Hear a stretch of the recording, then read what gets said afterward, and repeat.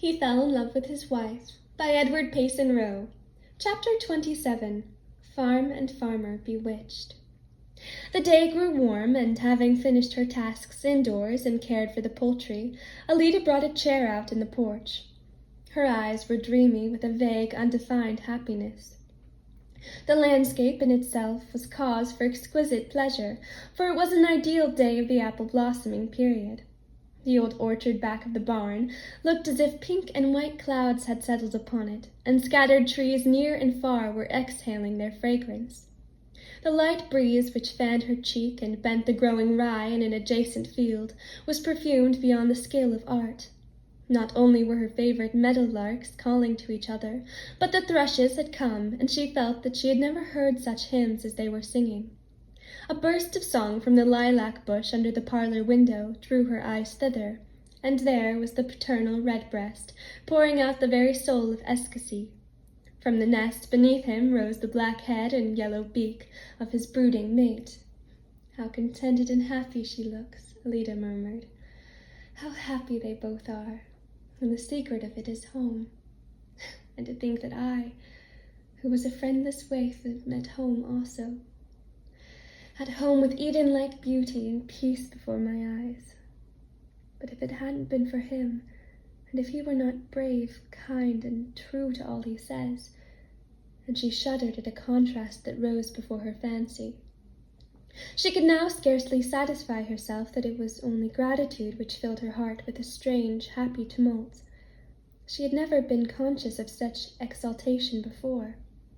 It is true she had learned to cherish a strong affection for the man whom she had believed to be her husband, but chiefly because he had seemed kind, and she had an affectionate disposition.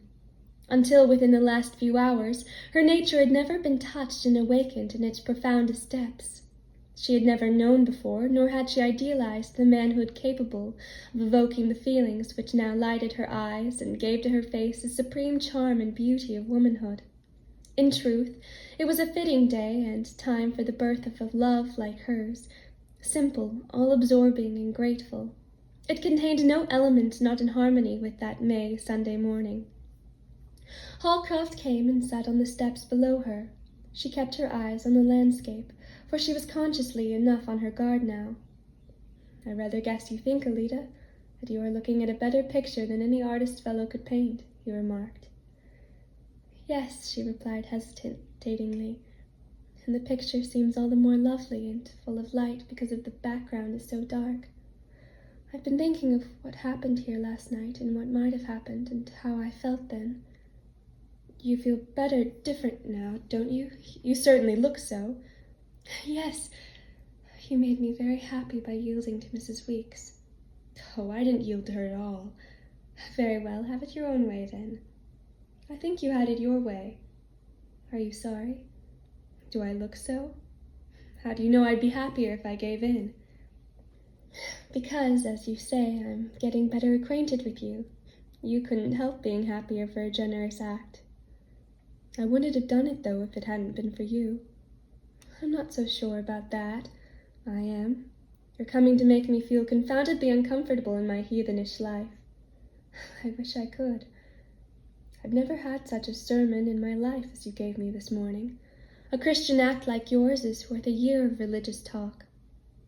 She looked at him wistfully for a moment, and then asked a little abruptly, "Mr. Holcroft, have you truly forgiven that Weeks family?" "Oh, yes, I suppose so. I've forgiven the old lady anyhow, and I've shaken hands with her." "If her husband and son should come and apologize and say they were sorry, would you truly and honestly forgive them?" "Certainly. I wouldn't hold a grudge after that." "What are you aiming at?" And he turned and looked inquiringly into her face. It was flushed and tearful in its eager, earnest interest. "Don't you see?" she faltered. He shook his head, but was suddenly and strangely moved by her expression. "Why, Mr. Holcroft, if you can honestly forgive those who have wronged you, you ought to see how ready God is to forgive." He fairly started to his feet, so vividly the truth came to him, illumined as it was by a recent and personal experience. After a moment he slowly sat down and said, with a long breath, That was a close shot, 𝙗𝚑𝚑. I only wish you to have the trust and comfort which this truth would bring you, she said. It seems a pity you should do yourself needless injustice when you are willing to do what is right and kind by others. It's all a terrible muddle, 𝙗𝚑𝚑. If God is so ready to forgive, how do you account for all the evil and suffering in the world? I don't account for it and can't. I'm only one of his little children, often an erring one too. You've been able to forgive grown people, your equals and strangers in a sense. Suppose you had a little boy that had done wrong, but said he was sorry. Would you grudge against him? The idea, I'd be a brute. She laughed softly as she asked again, Don't you see? He sat looking thoughtfully away across the fields for a long time and finally asked, Is your idea of becoming a Christian just being forgiven like a child and then trying to do right? Yes, why not? Well, he remarked with a grim laugh, I didn't expect to be cornered in this way. You who are truthful should face the truth. It would make you happier.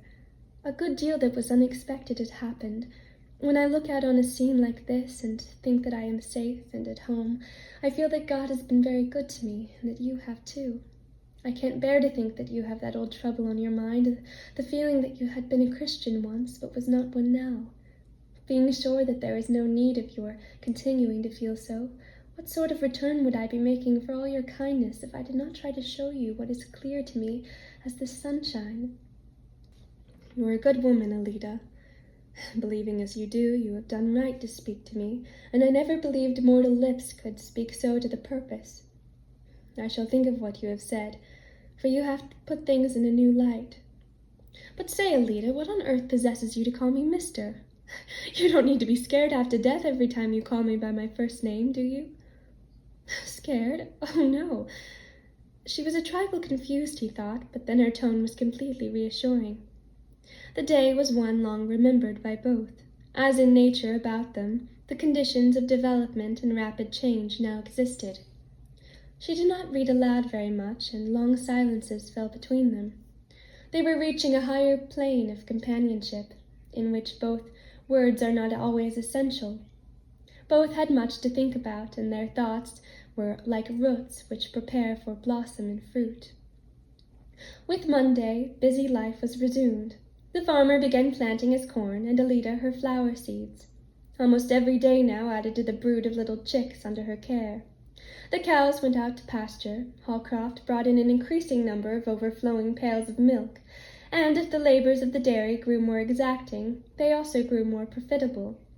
The tide had turned, income was larger than outgo, and it truly seemed to the long-harassed man that an era of peace and prosperity had set in. To a superficial observer, things might have appeared to be going on much as before, but there were influences at work which Holcroft did not clearly comprehend.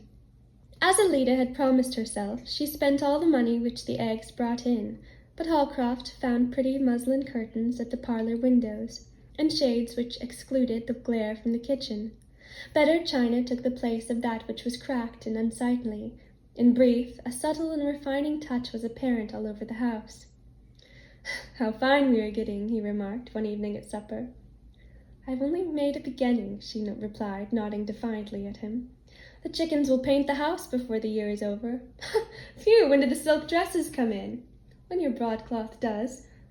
Well, if this goes on, I shall certainly have to wear purple and fine linen to keep pace. Fine linen, certainly. When you take the next lot of eggs to town, I shall tell you just the number of yards I need to make 6 extra fine shirts. Those you have are getting past mending. Do you think I'll let you spend your money all in that way? You let me spend my money just as I please, in the way that will do me the most good. What a saucy little woman you are becoming, he said, looking at her so fondly that she quickly averted her eyes. It's a way people fall into when humored, she answered. See here, 𝙗𝚑𝚑, you're up to some magic. It seems but the other day I brought you here, a pale ghost of a woman. As old Jonathan Johnson said, you were enjoying poor health. Do you know what he said when I took him off so he wouldn't put you through the catechism?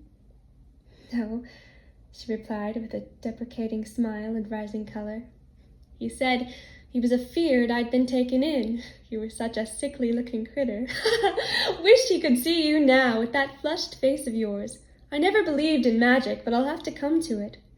You are bewitched, and are being transformed into a pretty young girl right under my eyes. The house is bewitched, and is growing pretty, too, and pleasanter all the time. The cherry and apple trees are bewitched, for they never blossomed so before. The hens are bewitched, they lay as if possessed. Oh, stop, or I shall think that you're bewitched yourself. I truly begin to think I am. Oh, well, since we all and everything are affected in the same way, it doesn't matter. But it does. It's unaccountable. I'm beginning to rub my eyes and pinch myself to wake up. If you like it, I wouldn't wake up. Suppose I did, and saw Mrs. Mumpson sitting where you do, Jane here, and Mrs. Wiggins smoking her pipe in the corner. The very thought makes me shiver. My first words would be, please pass the cold poison. What nonsense you are talking tonight, she tried to say severely, but the pleased, happy look in her eyes betrayed her. He regarded her with the open admiration of a boy, and she sought to divert his attention by asking, what do you think has become of Jane? I don't know.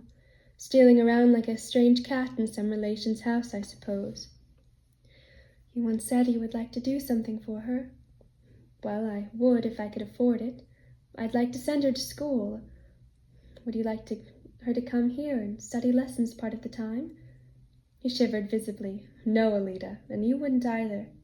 She'd make you more nervous than she would me, and that's saying a good deal.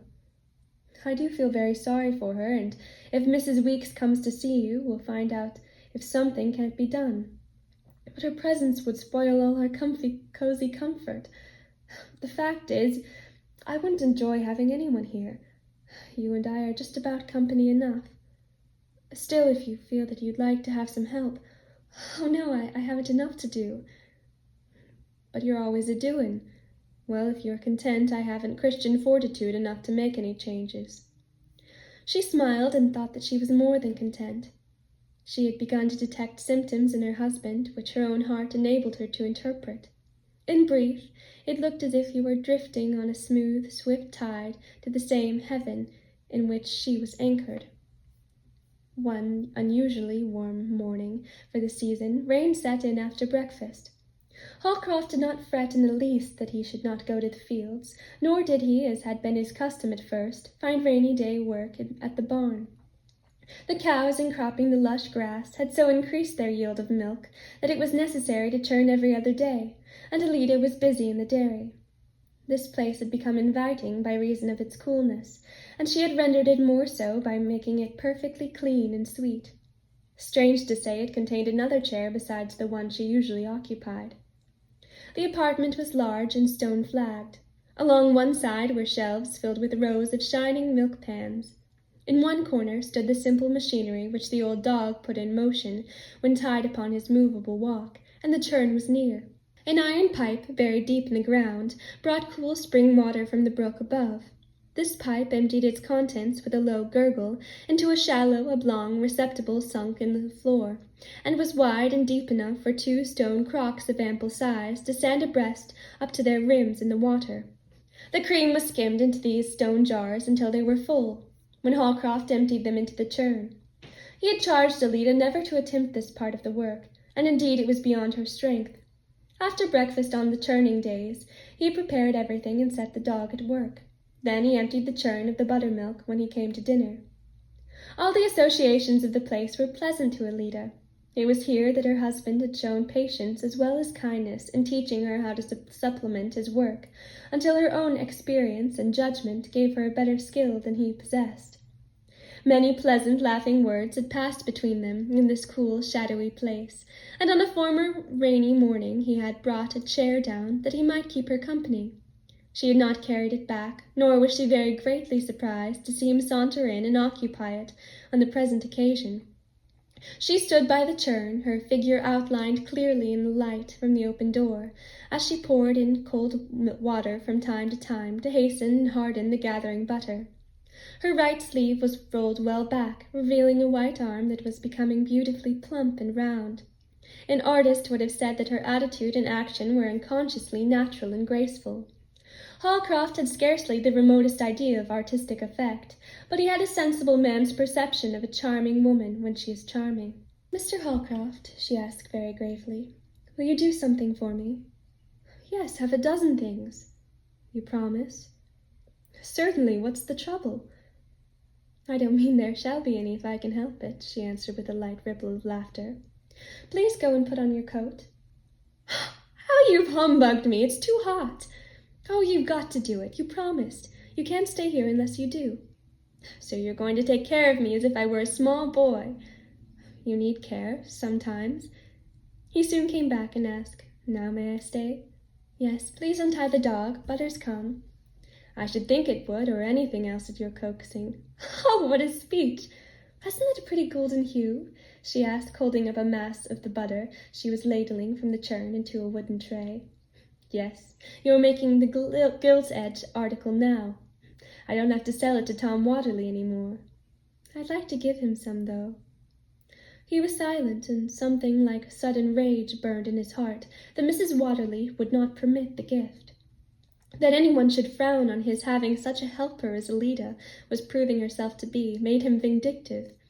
Fortunately, her face was turned away, and she did not see his heavy frown. Then, to shield her from a disagreeable fact, he said quickly, "Do you know that for over a year I steadily went behind my expenses? And that your butter-making has turned the tide already. I'm beginning to get ahead again." "I'm so glad." And her face was radiant. "Yes, I should know that from your looks. It's clear every day that I got the best of our bargain. I never dreamed, though, that I should enjoy your society as I do, that we should become such very good friends. That wasn't in the bargain, was it?" "Bargain!" The spirited way with which she echoed the word, as if thereby repudiating anything like a sordid side of their mutual relations, was not lost on her wondering and admiring partner. She checked herself suddenly. "Now let me teach you how to make butter."